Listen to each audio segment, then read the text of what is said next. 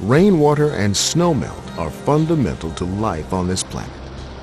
And when pure, clean stormwater runoff flows naturally into surface waters like streams, rivers, lakes, and estuaries, all life benefits: human, animal, even plant life. But when runoff from business or government facilities encounters industrial materials and waste in its pathway, all life suffers. Because stormwater runoff receives absolutely no treatment before being discharged into surface waters, polluted runoff immediately becomes polluted surface water. Drinking water supplies are threatened. Wildlife habitats are destroyed. The list of materials that can pollute stormwater runoff is almost endless: oils, fuels, chemicals, paint, salt, coal, solvents, detergents, dust, metal scrap, waste paper, plastic, and packaging materials. Even though operations that use these materials have become ever more environmentally friendly, the problem still persists. The National Academy of Sciences estimates that contaminated stormwater runoff is the primary cause of pollution in about 18% of lakes and about 32% of estuaries. Here in the 21st century, we've pretty well cleaned up the large point sources of water pollution like industrial wastewater discharges. So it may seem that the small amount of materials and waste that stormwater picks up from your single facility is a relatively small problem. Just a drop in the bucket, really. But the trouble is, the water in that bucket that we're polluting is all the streams, rivers, and lakes we'll ever have. Those drops of stormwater runoff feed into all the fresh water on Earth. That's why it's so important for all employees to prevent stormwater pollution in the workplace, to make sure that every drop that goes into that bucket is clean and healthy.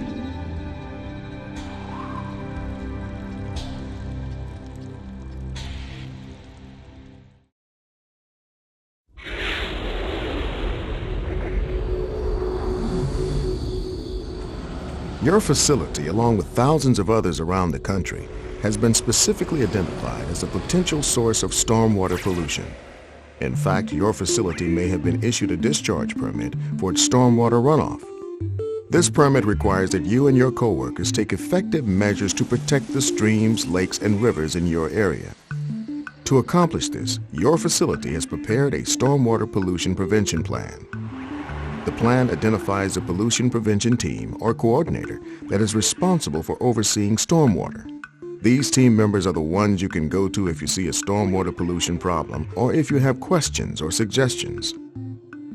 This plan describes inspections that will be carried out at regular intervals. It will identify specific outdoor areas, operations, and materials that pose a threat to stormwater runoff, and how runoff will be protected in each of these areas.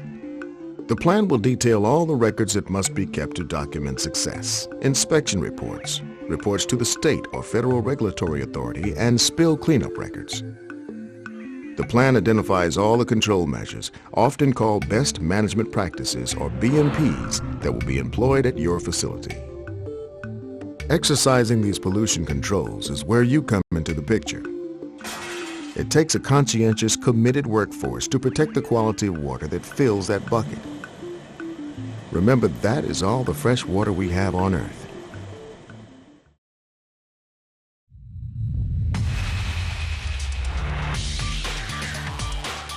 Stormwater's biggest threat is from industrial materials and waste that are uncontrolled, like a spill left unchecked.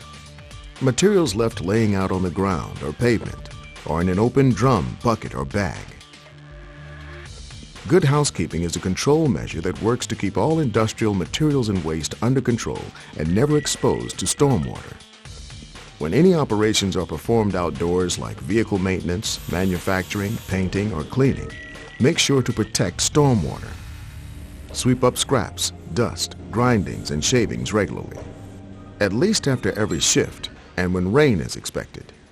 Good housekeeping is especially important for dust or particulates that can accumulate near outdoor work areas and around air pollution control equipment, like dust collectors and bag houses.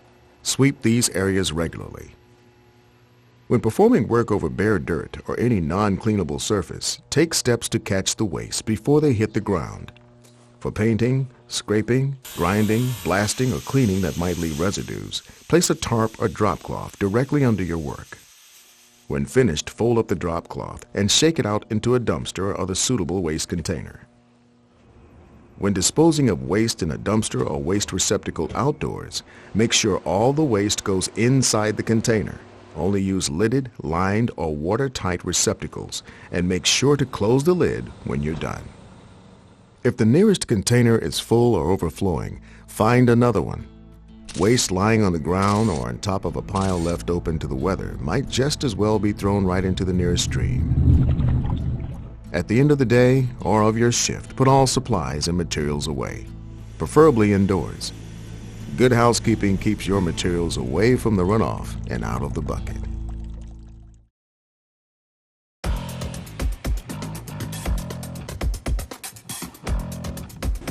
Accidental spills, leaks, and discharges are always a threat to stormwater. Keep materials in clearly labeled containers. Keep lids, caps, and tops securely in place unless you are actually using the contents. This is especially important when containers are being moved or transported. Double-check that caps, lids, and bungs are tight before you carry, load, or unload any containers. One of the most effective devices for protecting stormwater is secondary containment. If a bulk tank or container should leak or rupture, the secondary containment structure under and around these containers will capture the spill before it can contact stormwater. Even small containers can use secondary containment. If one of these cans were kicked over, the spill will still be controlled. If you see any free product or other materials inside of secondary containment, clean it up quickly. Do not drain the material or hose it out. That defeats the whole purpose of secondary containment. Also, when transferring liquids, do it inside of secondary containment. For example, this tank truck is being offloaded over an impervious paved area with berms surrounding it, so any drips or spills are captured. For added protection, transfer lines used for liquid loading or offloading should be drained before they are disconnected. When hoses or lines cannot be drained, drip buckets can be used to capture incidental drips that occur while making or breaking connections. When they are not in use, transfer lines and hoses should be capped to prevent even small drips from escaping. And never use a storm drain or ditch as a place to dispose of waste or unwanted materials. This is called an illicit discharge and is a serious violation of your facility's stormwater permit. It's like tossing your garbage right into the bucket on purpose.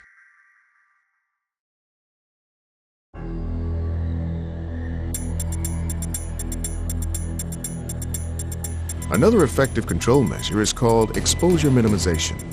This means preventing stormwater or snowmelt from ever coming into contact with industrial materials or wastes. The best way to minimize exposure is simply to use and store supplies and materials indoors. If you don't have to bring it outdoors, don't. If you must store or use materials outdoors, how about under a roof overhang or awning? That provides some protection.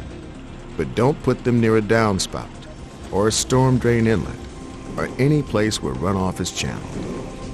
When materials must be stored outdoors temporarily and there is no shelter, a tarp or waterproof covering should be used. Regardless of where they are used, temporary covers must be secure and must be periodically checked for loosening or tearing due to wind or for material handling. Minimizing exposure is very important for shipping and receiving operations. When materials are being shipped or received, do it from a covered loading rack or dock if possible. Avoid loading or offloading where a spill or accident will be exposed to the weather. Loading docks with skirts or roof overhangs are best. If you must load or unload outdoors, do it as far away from storm drain inlets as possible. If there is a storm drain inlet nearby, place a cover or mat over it or place absorbents around it before you start. This way, if a spill or accident does occur, you bought yourself more time to deal with it. If vehicles or equipment are washed outdoors, contain the wash water inside a berm or curb and channel the wastewater into the sanitary sewer, if allowed, for disposal, not to the storm drain. Materials that are never exposed to stormwater will never make it into the bucket.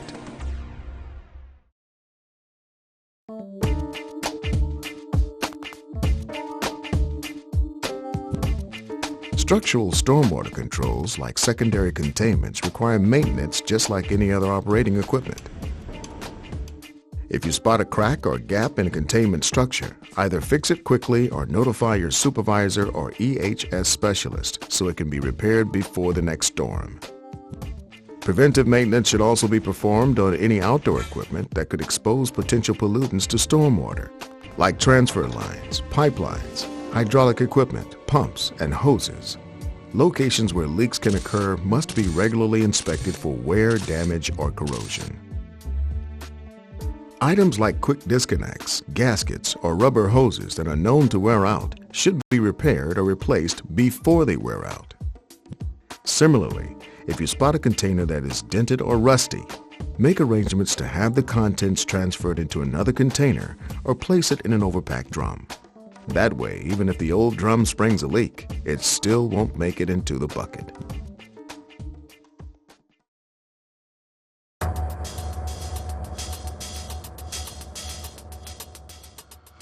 Spills of industrial materials pose a major threat to runoff unless they are cleaned up promptly and thoroughly. Spills of non-hazardous materials should be cleaned up by whoever caused the spill. Be prepared to respond quickly to spills by knowing where the response supplies and equipment are kept. Know the location of the nearest spill locker or supply bin for each of your work areas. Know what cleanup equipment is available in these lockers. Non-sparking shovels, dustpans, and brooms should be stocked, along with absorbents, waste containers, and caution cones. If the spill is a non-hazardous dry material, cleanup is usually straightforward. First, make sure you have the appropriate personal protective equipment. Protective eyewear and gloves are usually the minimum needed. Then sweep, shovel, or scoop up the waste. These are called dry cleanup methods. Never wash down, hose down, or sweep the spill into a storm drain or into the street. That just pushes the waste into the nearest river or stream. Be sure to get all the waste up. It may take more than one sweeping. Place everything in a sturdy, leak-tight container. Then dispose of the waste appropriately. For spills or leaks of non-hazardous liquids, you'll have to absorb the material first before you can clean it up. Again, use dry cleanup methods. Never wash a spill down by hosing it into a storm drain, ditch, or into the street. As before, place the used absorbents in an appropriate leak-tight container and dispose of the waste according to applicable local and state regulations. Never put any free liquids into plant trash. Add more absorbent or repackage if needed. Spills of hazardous materials like gasoline, solvents, acids, and plating solution pose a bigger cleanup problem. Unless you've been properly trained and equipped on hazardous material spill response, contact your safety or environmental specialist for instructions before cleaning up any hazardous spill or leak.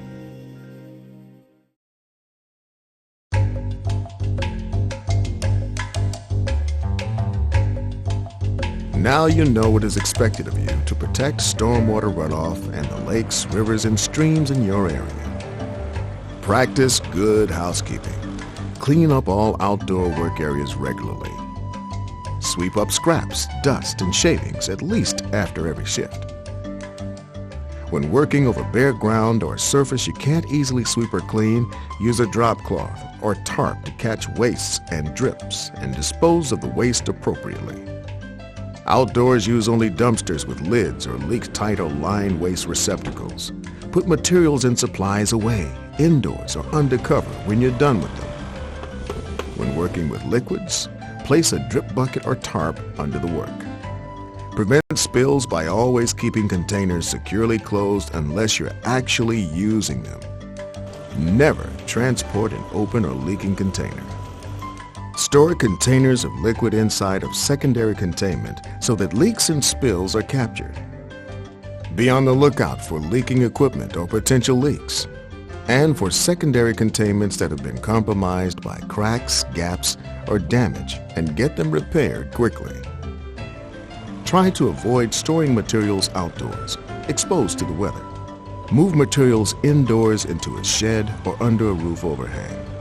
If this is not possible, cover them with a waterproof tarp or other covering, and check the cover regularly for loosening or damage. Know and practice the proper methods for cleaning up small spills or leaks. Clean up spills quickly and thoroughly using dry cleanup methods. Never hose down a spill. Your commitment to protect stormwater is important. If you understand and exercise these basic controls and procedures, we can protect stormwater runoff, protect drinking water, protect recreation areas, protect wildlife habitat. We can make sure that every drop of stormwater runoff that goes into the bucket is clean and pure.